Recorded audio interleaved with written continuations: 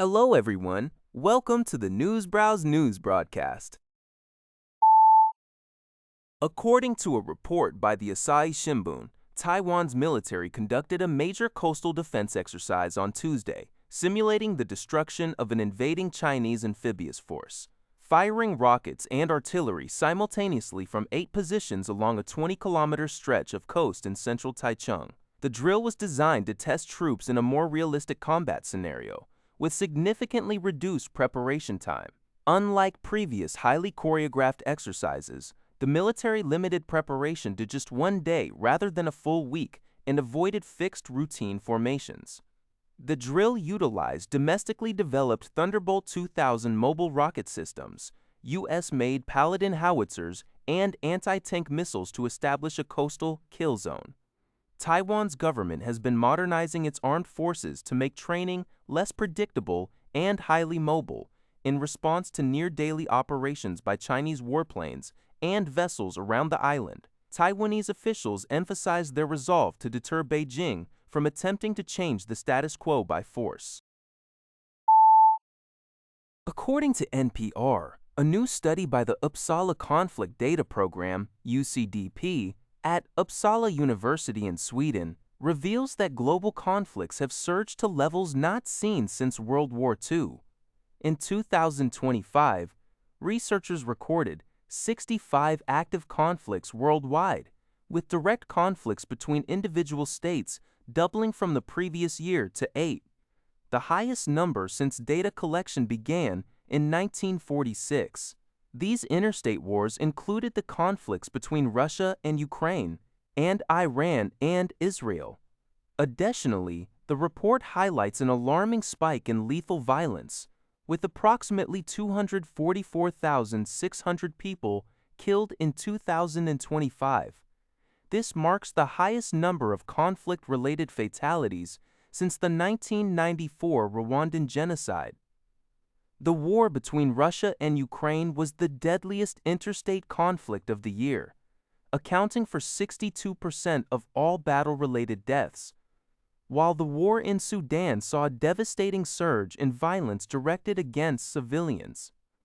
Researchers attribute this rise to growing international tensions and a shifting global security order, suggesting these trends reflect a weakening of the post-Cold War international order. UCDP analysts warn that data from 2026 suggests this global escalation of conflict is likely to continue. According to Yonhap news agency, South Korean stocks experienced a historic surge on Tuesday, with the benchmark Korea Composite Stock Price Index, KOSPI, skyrocketing by 612.52 points, or 8.18%, to close at 8,096.93. This massive rebound successfully reclaimed the 8,000-point threshold, marking the index's largest ever single-day point increase.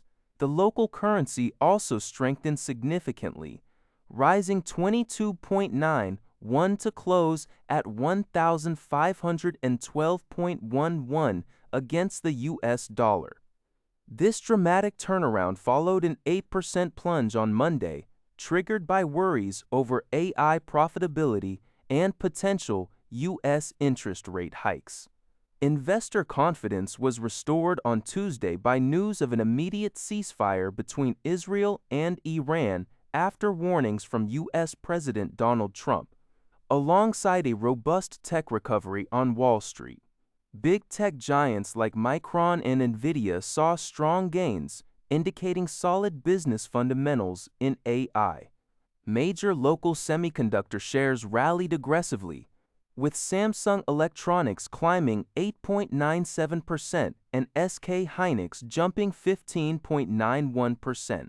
To stabilize program trading, the Korea Exchange temporarily activated buy-side cars for both the KOSPI and K-Stack indexes shortly after the market opened.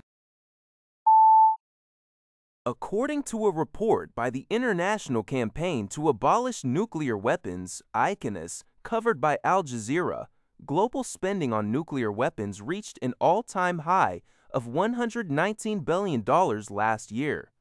The world's 9 nuclear-armed nations collectively spent an additional $16.8 billion on their arsenals in 2025 compared to the previous year. The United States led the surge, spending an estimated $69.2 billion, an increase of $12.6 billion and more than the spending of all other nuclear powers combined. China ranked as the second largest spender at $13.5 billion, followed by the United Kingdom with $12.6 billion, Russia with $9.5 billion, and France with $7.7 billion. Spending by India, Pakistan, Israel, and North Korea ranged from $656 million to $2.8 billion. ICAN $2.8 billion, acting billion DA ATAE. RIA scoring, Kasid Merz 100 by Fitz to Merz of Lickstor-Katrations by Nollers and Pied and Sixth Ass. According to DW, a diplomatic row has erupted between Ukraine and Poland after Ukrainian President Volodymyr Zelenskyy named an elite military unit after the heroes of the UPA. The Ukrainian Insurgent Army, UPA, is a highly controversial WWII-era partisan group that initially aligned with Nazi Germany and committed mass atrocities against ethnic Polish civilians, including the Volhynia massacre that claimed over 100,000 lives. Poland's conservative president Karol Nawrocki sharply criticized the decision, stating that glorifying murderers shows Ukraine is not ready to join the European Union. Nawrocki has initiated steps to strip Zelenskyy of the Order of the White Eagle, Poland's highest honor. In contrast, Polish Prime Minister Donald Tusk is attempting to diffuse tensions. While Tusk agreed that the decree offended Poland's historical sensibility, he warned against escalating historical disputes, stating that a feud between Warsaw and Kyiv would only benefit the Kremlin. The dispute places Tusk in a political bind, as he must decide whether to sign Nawrocki's decree, which could either damage crucial bilateral relations or leave him politically vulnerable to domestic right-wing criticism. That's all for this video. Thank you for watching. See you in the next video.